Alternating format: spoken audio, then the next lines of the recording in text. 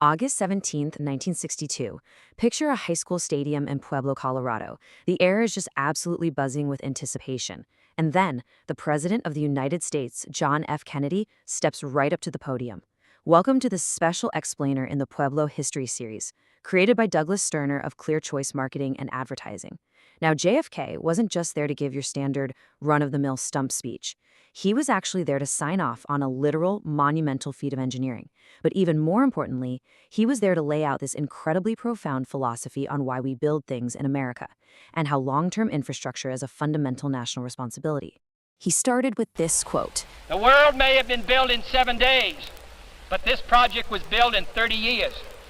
And it took labor day in and day out, week in and week out, month in, month out, year in and year out, by congressmen and senators and citizens and the press of this state." That right there instantly establishes the epic, multi-generational scale of the Fryingpan-Arkansas Project, or as the locals call it, the Fry-Ark. JFK totally understood that the massive infrastructure sitting right in front of him wasn't the result of some quick, easy political victory. Not at all. It was born from decades of relentless, grueling labor. Year after year, citizens, the press, and politicians from both sides of the aisle just kept pushing.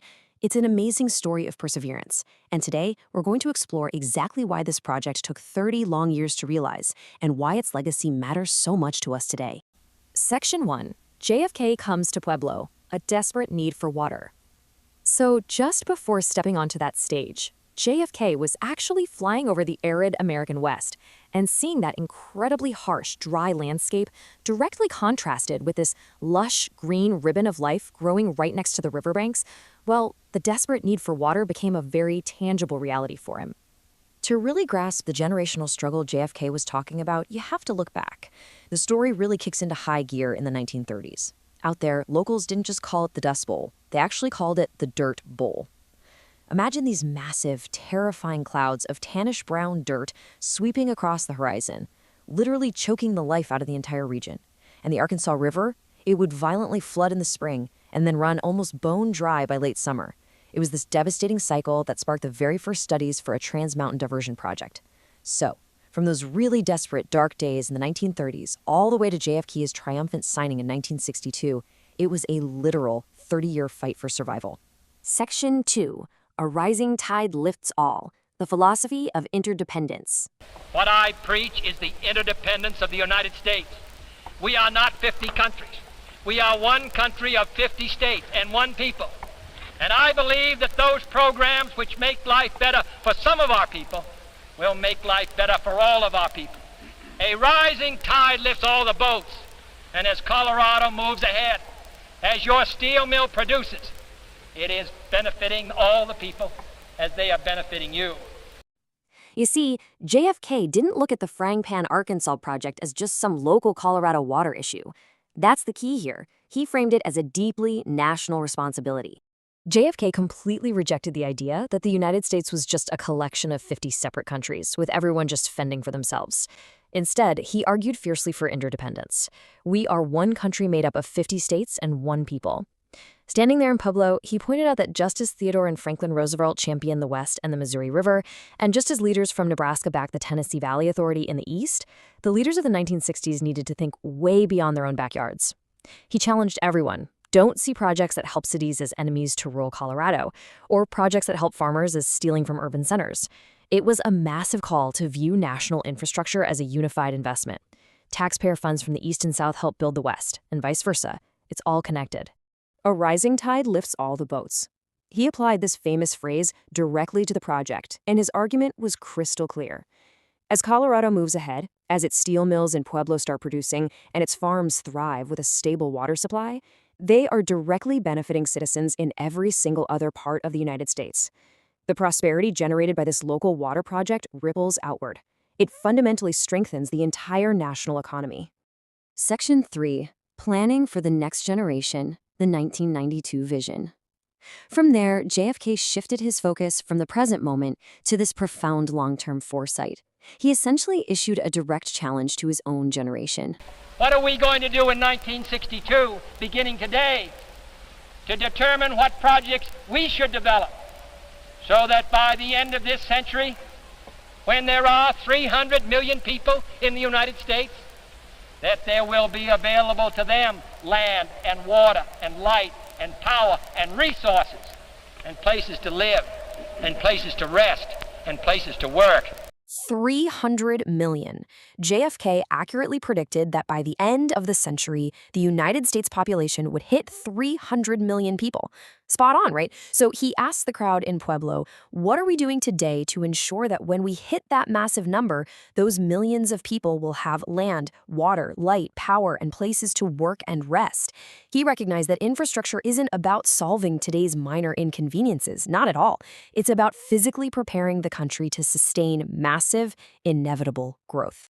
Listen to the commitment in this quote. No project that we plan today will be beneficial to us. Anything we begin today is for those who come after us. This totally redefines how we view civic infrastructure. JFK didn't look at these massive projects as an immediate political handout or a quick fix for the next election cycle. He viewed them as a selfless commitment. It's a really striking reminder that the shade we enjoy today is from a tree planted decades ago, and it is our absolute duty to plant seeds for citizens who aren't even born yet. Section 4.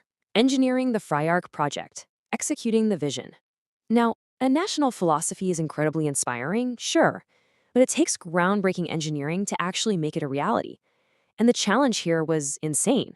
The water was over on the western slope of the Rocky Mountains, but the people and the agricultural need, they were on the eastern slope, separated by the absolutely massive barrier of the Continental Divide. So how did they actually do it? Well, it took 3 monumental steps. First, collect the headwaters from the high reaches of the Fryingpan River Valley. This actually required a major compromise.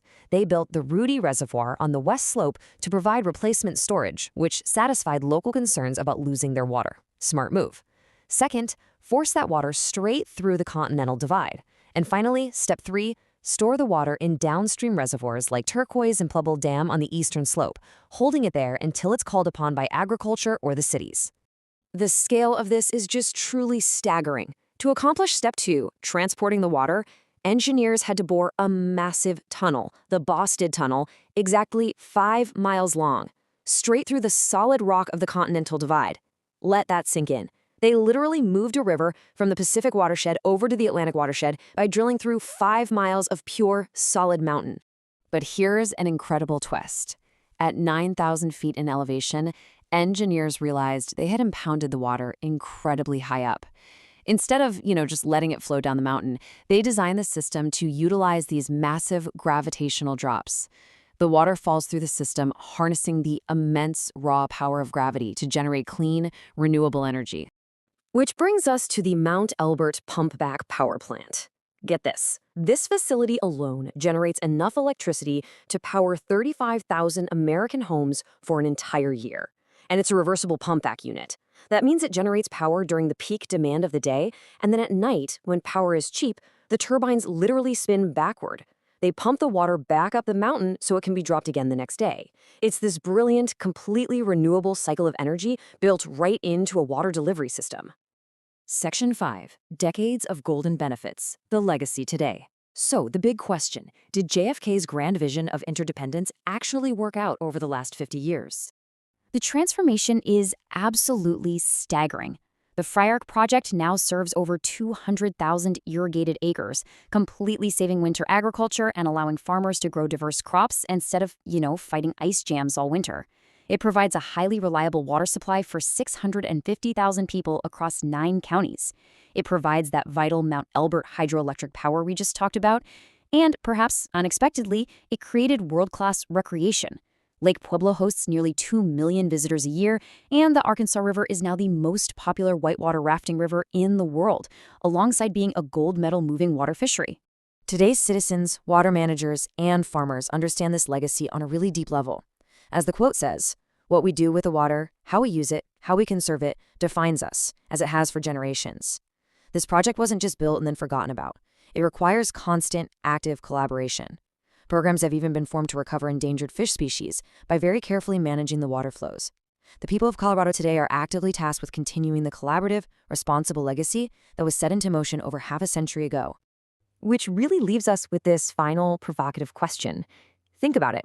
We are currently enjoying the golden benefits of this massive project that was planned in the 1930s and funded in the 1960s by people who knew they would never see its full completion.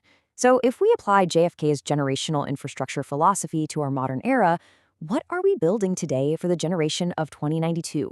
What seeds are we planting for the 300 million Americans of tomorrow? Take a moment to really think about that.